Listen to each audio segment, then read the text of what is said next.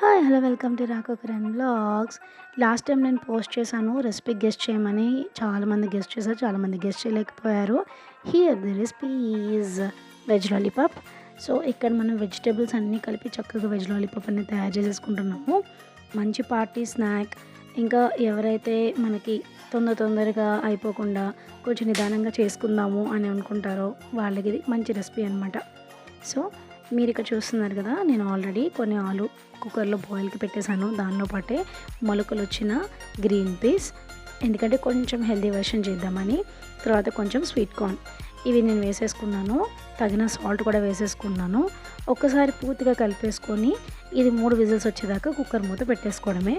ఎక్కువైతే ఉడికించొద్దు, పేస్ట్ అయిపోతుంది.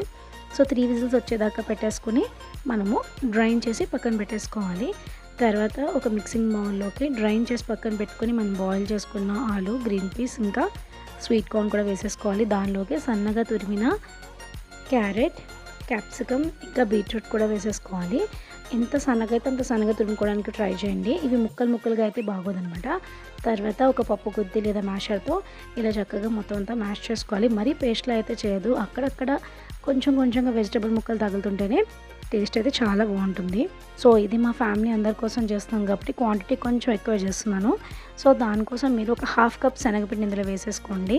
నేనైతే కొంచెం చూసుకుని వేసుకుంటాను, ఎందుకంటే మొత్తం శనగపిండి టేస్టే ఉంటుందేమోనని. తర్వాత దానిలోనే పావు కప్పు బియ్యపిండి కూడా వేసుకోండి. చాలామంది కార్న్ఫ్లోర్ యాడ్ చేస్తారు. కాకపోతే కార్న్ఫ్లోర్తో ఏంటంటే ఒక రకమైన గట్టిదనం వచ్చేస్తుంది. బట్ క్రిస్పీగా ఉండాలంటే బియ్యపిండి బెస్ట్ ఆప్షన్ అనమాట. సో తర్వాత నెక్స్ట్ ప్రాసెస్లోకి వెళ్ళిపోదాము.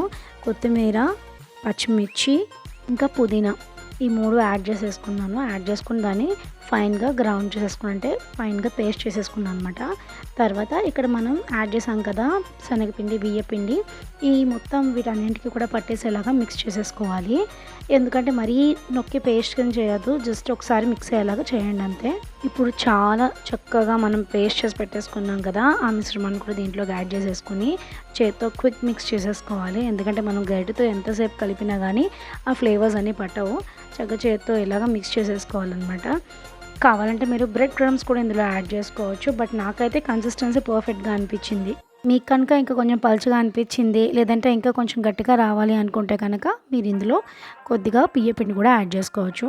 సో ఈ కన్సిస్టెన్సీ వస్తే సరిపోతుందన్నమాట. సో ఒక మిక్సీ జార్లో కొన్ని బ్రెడ్ తీసుకోవాలి. బ్రెడ్ తీసుకుని వాటిని మీరైతే సైడ్స్ ఏం కట్ చేసుకోవాల్సిన అవసరం లేదు. దీన్ని మనం జస్ట్ పౌడర్ చేస్తాం అనమాట. సో ఇలా ఇది మనం నచ్చిన షేప్లోకి మనమైతే చేసేసుకోవాలి. సో మనం నచ్చిన షేప్ చేసేసుకొని నేనైతే ఇక్కడ లాలీపాప్స్ లాగా చేస్తున్నాను. ఈ షేప్ వల్ల ఏంటంటే తినడానికి ఈజీగానే ఉంటుంది, పిక్ చేసుకొని, అండ్ చూడడానికి కూడా అట్రాక్టివ్గా ఉంటుంది కదా. సో అందుకని నేనైతే లాలీపాప్ షేప్ చేస్తున్నాను. మీరు కావాలంటే టిక్కీలా కూడా చేసుకోవచ్చు. జస్ట్ దీనికి ఒక రౌండ్ షేప్ ఇచ్చేసి టిక్కీలా కూడా చేసుకోవచ్చు. మీ దగ్గర కుకీ కట్టర్ ఉంటే వాటితో కూడా షేప్స్ కట్ చేసుకోవచ్చు. అండ్ ఇక్కడ ఇంకొక ఇంపార్టెంట్ విషయం ఏంటంటే అది గట్టిగా ఉంది కదా అని కొంచెం నీళ్ళు కలుపుదాము మనకి షేప్ వస్తుందని మాత్రం చేయకండి, మొత్తం పేస్ట్ అయిపోతుంది. ఒకసారి కనుక మీరు రెసిపీ ట్రై చేశారంటే మీరు చేసేటప్పుడు మీకే అర్థమైపోతుంది కన్సిస్టెన్సీ అనేది ఎలా ఉండాలి, మీకు షేప్ ఎట్లా వస్తుంది అని మీకు అక్కడ తెలిసిపోతుంది అనమాట. సో వాటర్ అయితే యాడ్ చేయదు, అది మాత్రం క్లియర్గా చెప్తున్నాను. సో ఇలా మనము అన్నీ మనకి తగ్గ షేప్స్లో, మనకి నచ్చిన షేప్స్లో అయితే ఇలా చేసేసుకోవాలి. అండ్ ఇక్కడ మనము అన్ని షేప్ చేసేసి పక్కన పెట్టేసుకున్నాము. ఇలా ఒక ప్లేట్లో పెట్టేసుకోవాలన్నమాట. మొత్తం అన్ని షేప్ చేసేసుకొని తర్వాత ఇక్కడ పెనం తీసుకొని దాన్ని రెడీ చేసేసుకుంటున్నాను. అండ్ ఇవి బ్రెడ్ క్రమ్స్, ఇందాక మనం బ్రెడ్ అయితే మనం చేసాం కదా, ఆ బ్రెడ్ క్రమ్స్ అనమాట.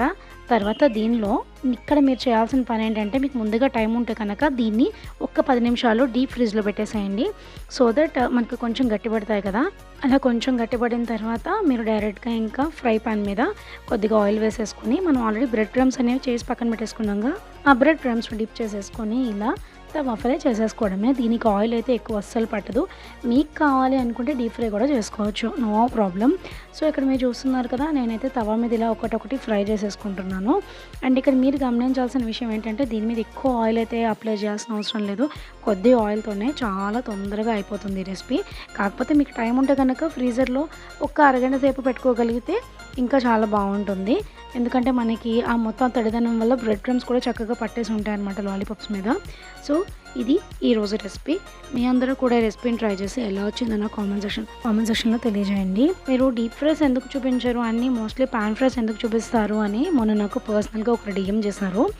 సో వాళ్ళైతే చూస్తుంటే కనుక ఇది లేదు మేడం. నేనేం డీప్ ఫ్రైస్‌కి వ్యతిరేకిని కాదు. డీప్ ఫ్రై చేసుకున్నా కూడా ఇలా హెల్తీగా చేసుకోవచ్చని చూపించాలని మాత్రమే నా ప్రయత్నం. Thank you so much for watching. Please do subscribe to my channel. By by.